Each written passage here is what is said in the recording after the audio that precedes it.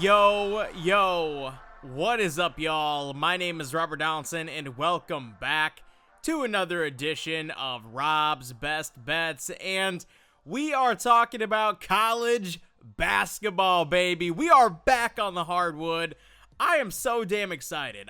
I love college basketball as much as I love Major League Baseball, and as great as we did during the Major League Baseball season, there's a certain magic that comes with college basketball. There's already, also a rather, 300 plus teams that on an every night basis give us entertainment, get us betting value, and honestly, I love watching every single team in Division I hoops. And tomorrow, here on Monday, whenever you're watching this, we have games that are tipping off at 8 a.m. Eastern Time. We have college basketball all day long, man, and I could not be more excited.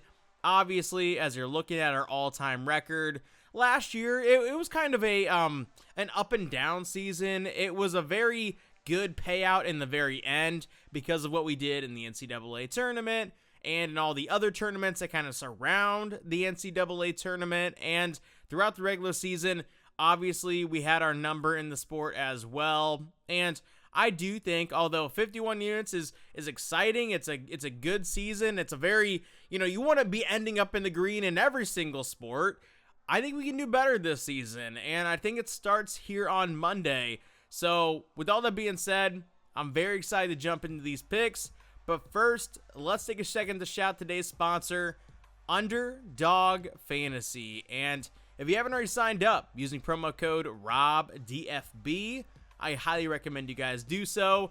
College basketball, much like college football and NFL and Major League Baseball, there are markets in Underdog for every single sport, and we will be utilizing those here this season. But with all that being said, y'all, let's go ahead and jump into these college basketball bets here in the opening night of the season. All right. For the first bet of our college basketball season, I mentioned it at 8 a.m.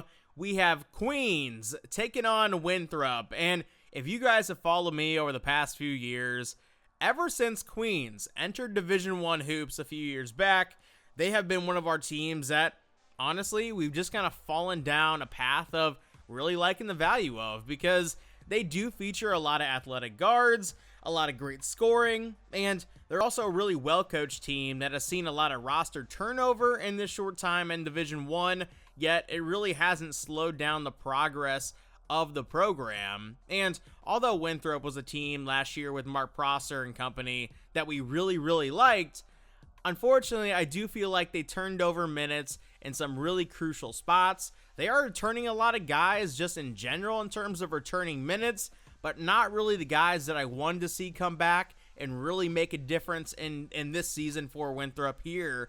And for that reason, I do think that Queens is actually the team with the more upside if you're talking about trajectory past this game. And for that reason, I say we go ahead and take the 5.5 points that we are getting with Queens here for 3 units for our first bet here in the college basketball season.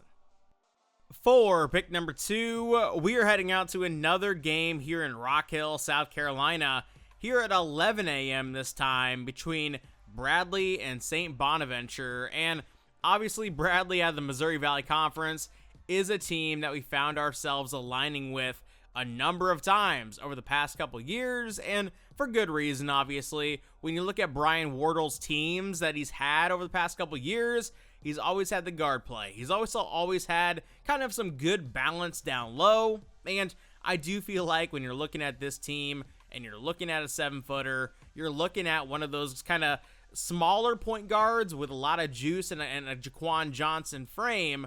I do feel like Bradley is going to be right there at the top of the MVC once again. And St. Bonaventure, I mean, this has been one of the programs of major consistency over the years as well.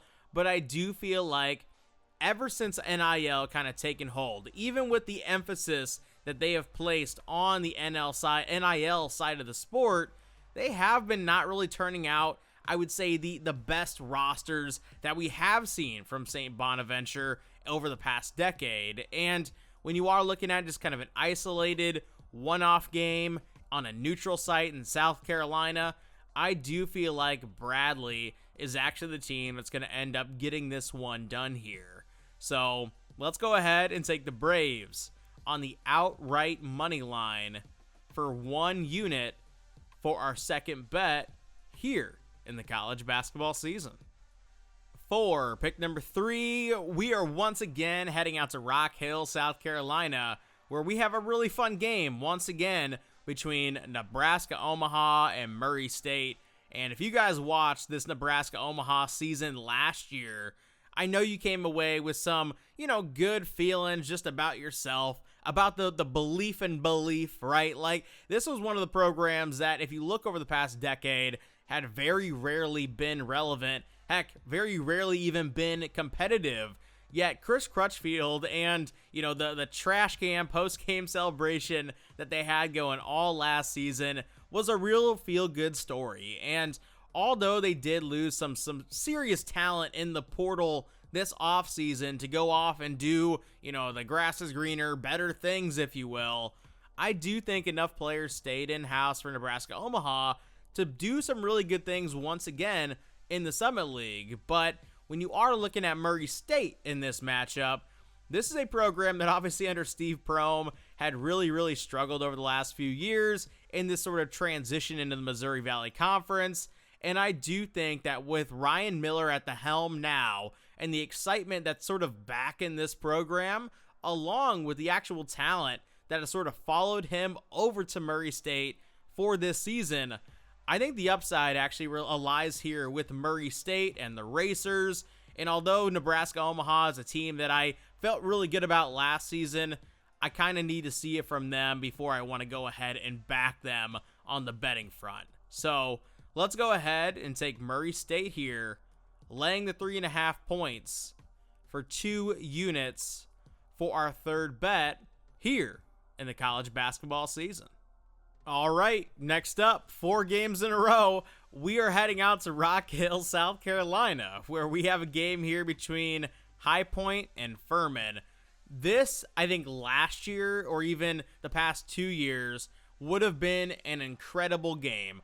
Obviously, Alan Huss, the former head coach of High Point, has now moved on to an assistant coaching role, and he is no longer with the High Point program. And Furman on the other side, Bob Ritchie. This has been one of the kind of mid-major, poster boys for consistency. And not just consistency of kind of having a little bit of a winning season, but really being at the top of all mid-major teams. And once again, even despite the portal really ravaging a lot of top-end talent guys from Furman, Bob Ritchie, I think, has got a squad once again that's going to be able to compete at this level. And when you are looking at this matchup in particular, I want to believe in High Point, but High Point, when you're turning over a coaching staff, a lot of roster talent, and you're all of a sudden playing a team that's very respectable out the gate, it makes me want to scrap what I thought I knew about High Point the last 2 years and rely again on the model of consistency that is the Furman Paladins program.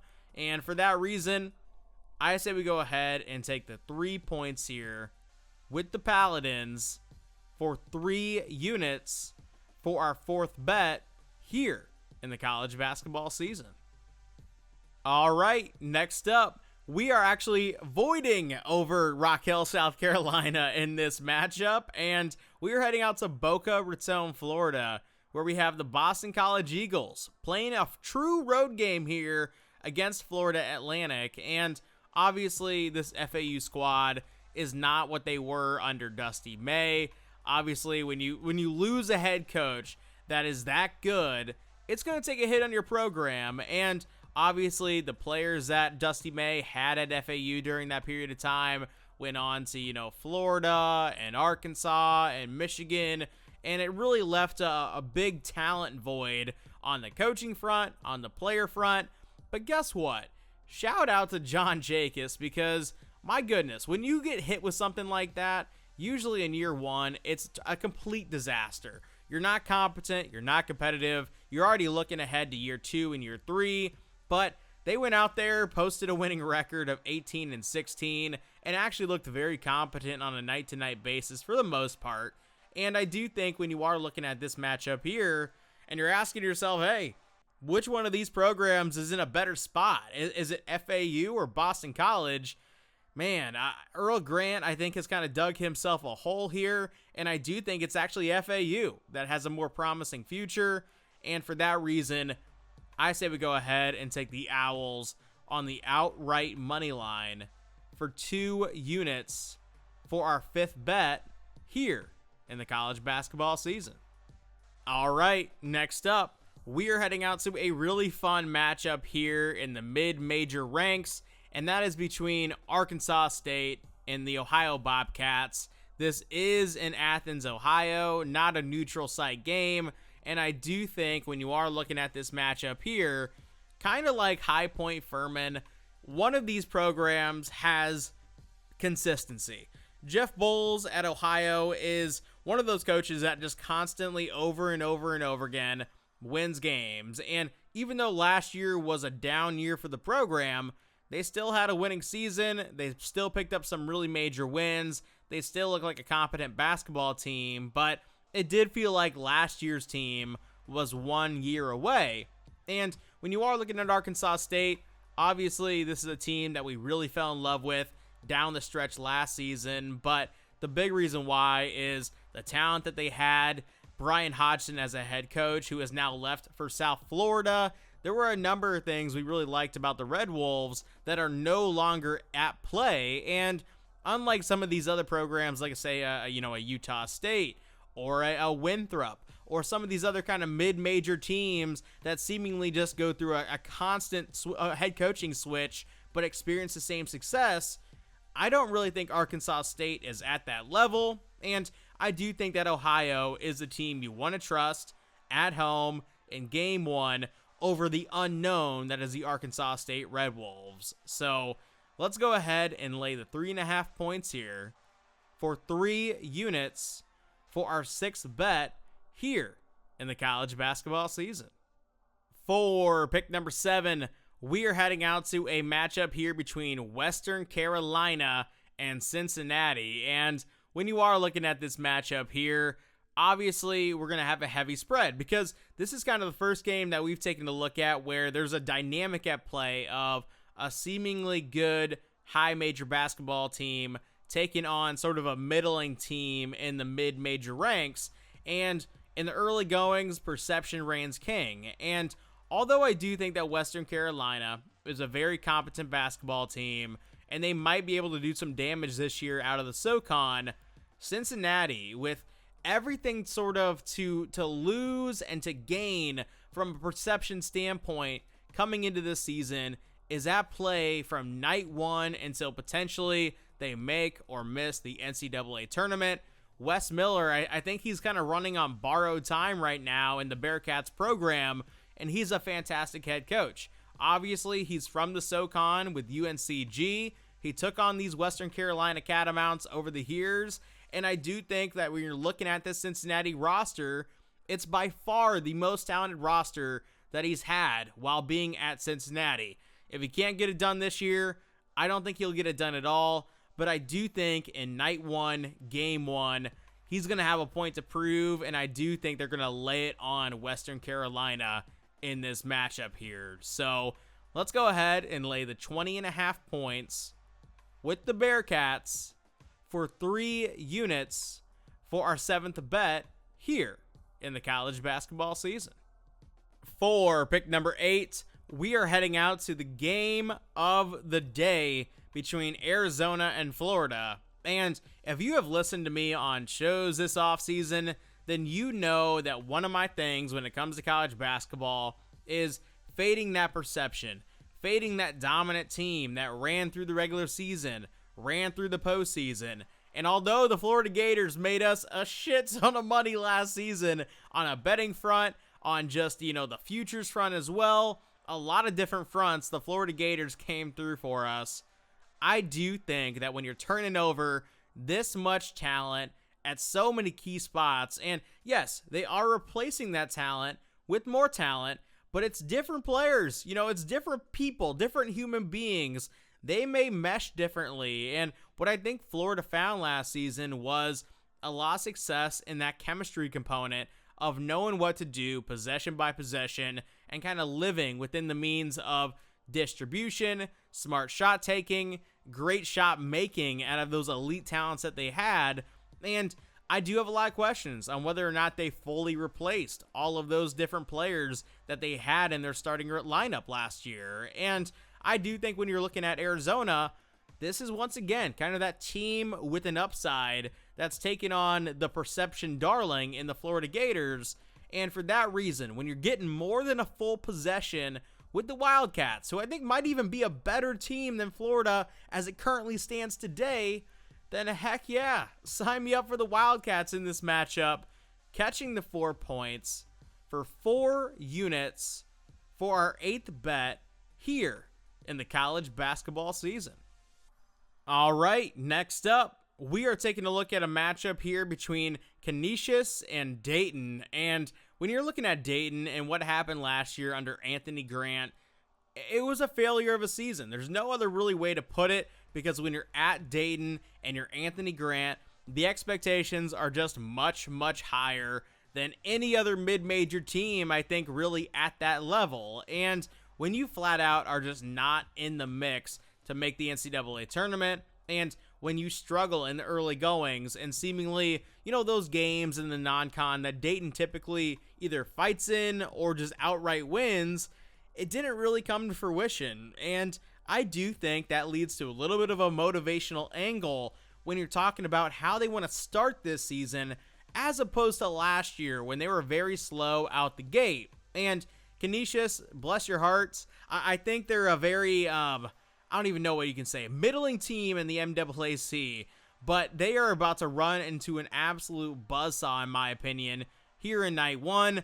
If they don't, I think Dayton's got some serious problems, but 24.5 points, I am willing to lay it here for 1 unit for our 9th bet here in night one of the college basketball season. All right, next up, we are heading out to Ann Arbor, Michigan, where we have the Michigan Wolverines taking on the Oakland Golden Grizzlies. And when you are looking at this matchup here, obviously Greg Kampe, one of the legends of the sport, right? I mean, this guy has been around forever at Oakland, where sure, he probably could have bounced off at some point to a bigger program and been, just as happy or done his thing there in terms of wins and losses. But this is his program. This is his brand. And every single year, he is going to field the competitive roster is kind of what it seemingly has come to with him at the helm. And Michigan on the other side with Dusty May, Yaxel Lendeborg, all of these really talented players that are coming in for the Michigan Wolverines after what amounted to a very, very successful year one. Heck, this might be the most hyped up team all offseason long. And although I think there's a lot of substance when you're talking about Michigan's trajectory this season and year 2 of Dusty May, sometimes out the gate, when you do have those expectations, you do kind of hit a little bit of a lull or a wall that you need to sort of get past in terms of your own mindset. And what I do know about Greg Kampe is, as a dog going up against these kind of major high-level Big Ten teams, they have never been afraid. They've always been competitive. And when you're getting 24 points, yeah, you can kind of play loose, because guess what? You're probably not going to win this game, but you have nothing to lose. And I think ultimately the expectations are going to get Michigan here in the first half, or maybe even late and early into the second half as well. And I do think that Oakland is going to find a way to keep it within the number here. So let's go ahead and take the 24 points for 2 units here in night one of the college basketball season. All right, next up, we are taking a look at a matchup here that is once again a very intriguing matchup because of what happened last season and just the expectations for this season. But we are taking a look at Samford taking on Tulane. And obviously, this game is in NOLA, New Orleans. And I do think that makes a little bit of a difference because it isn't a true road test. But what we do know about Tulane as a basketball program is this crowd does not show up. I don't know what it is about the Tulane fan base, the student body in particular, but the fans do not show up to the college basketball games. And I do think that if this program is really going to flip that extra switch and get over that hump that's been eluding them of really competing in the American Conference, that needs to come into fruition at some point in time. And obviously, it's not Ron Hunter's fault. There's so much energy behind Ron Hunter as a human being and as a promoter. And although that he's had some really talented teams at Tulane over the years, like I just mentioned, they haven't gotten over that proverbial hump in terms of really competing in the American Conference. And now, when you're looking at Samford on the other side, obviously the big news there is no more Buckyball. Buckyball has moved on to Texas A&M, and I do think that leaves a major void for a program that isn't a really a big turnstile program of, once again, just kind of going through different coaches and keeping that sustained success. And if there's any sort of get-up point for Tulane this season, it has to be on night one. So let's go ahead and lay the 6 points here with Tulane at home for 4 units for our third to last bet here in the college basketball season.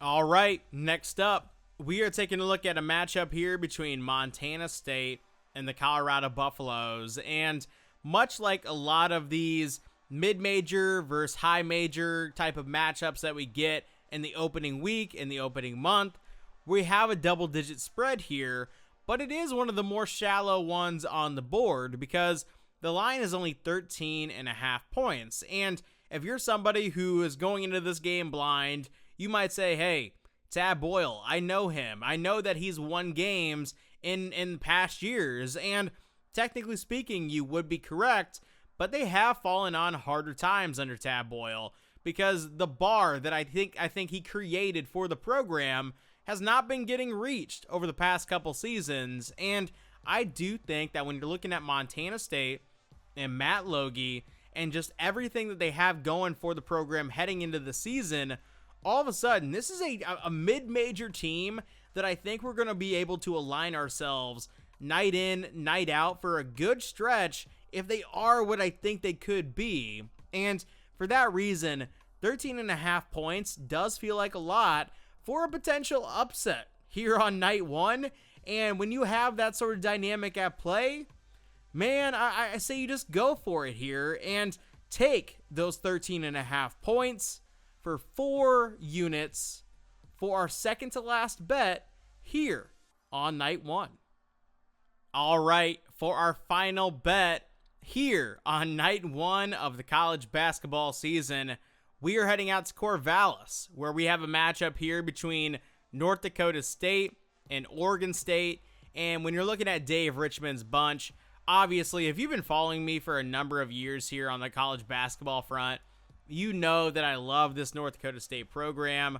They've just made me so much money over the years, and I do feel like Dave Richman is one of those coaches in college basketball who year over year over year does the most with the least. And unfortunately for Dave, I feel like his best season, the one that really would have got him to, that next level job, was during that COVID shutdown season where, man, I felt like they were the best mid-major team that year, honestly. I really felt like that was one of the Cinderella stories that could have come to be, but it just didn't because the season came to a halt. Now, when you're looking at North Dakota State this season, I do feel like this is one of the better rosters that Dave Richman has seen over the past decade. And when you're looking at Wayne Tinkle on the other side, unfortunately, he's kind of in this purgatory state where they're playing out of the WCC this season. It's been kind of a mess in terms of retaining talent or bringing new talent in. And so they do have a roster that's kind of comprised of a lot of different, scrap type of players from a number of different programs, and also just guys that have been loyal to Wayne Tinkle since high school. And although that's a very respectable trait, because Wayne Tinkle is a very respectable coach and human being, I do feel like he is up against it this season once again. And once again, I think we take the mid-major team with some more trajectory than just, kind of that middling expectation, but a real expectation to compete in their league at the very, very top. So let's go ahead and take the Bison here, catching the 8.5 points for 2 units for our final bet here on Monday night in the college basketball world. And with all that being said, y'all, I just want to appreciate the hell out of you guys for the Major League Baseball season. It ended in a very fantastic fashion. We swept the final game of the World Series. We also had a really great season overall. And obviously, you guys have been rocking with me in college basketball on this channel or on Twitter for years now. And it's one of those things that I feel like sometimes, honestly, I take it for granted because not everybody gets this platform. A lot of people want this platform, and I owe it to you guys to be more consistent when we're talking about the video upload side here on YouTube. And for that, I'll say this: expect more videos. I don't think I can do one every single night, but most nights I'm going to try to upload a college basketball video for you guys for every single slate that I possibly can. And man, I'm just so excited for college basketball to be back in our lives fully.